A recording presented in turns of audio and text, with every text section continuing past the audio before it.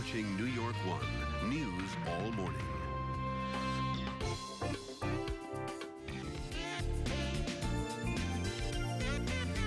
This is the New York Living Health Report. Many see binge drinking as a phase, something teens and young adults will eventually grow out of, but getting to that point can be a struggle. New York 1's Aaron Billups takes a closer look in today's health report.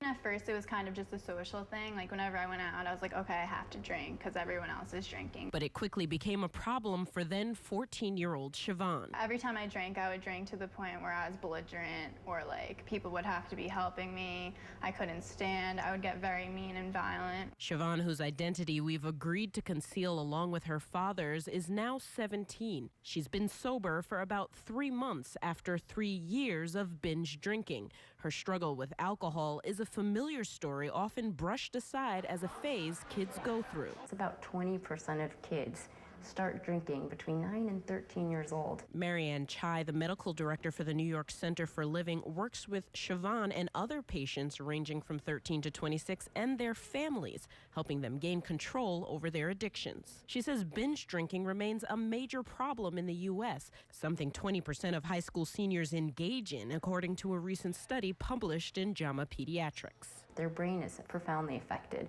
We know that memory centers are affected and learning centers are affected, and that these changes, the longer they go on, the harder they are to reverse. The stigma surrounding alcoholism many times prevents people from getting the help they need.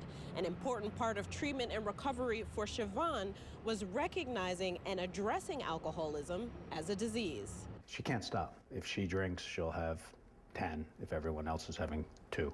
And then, like she said, it just was escalating to drugs because there was no high enough. Chai cautions that recovery and sobriety is a lifelong process and recommends complete elimination of drinking as the first step. Siobhan has begun to heal relationships damaged by her alcoholism and is working to stay away from triggers like listening to certain music, keeping a positive support system around her, and working through her urges with professionals. Already, she says life has gotten better. The thing I love about being sober now is when I feel happy, it's real, you know?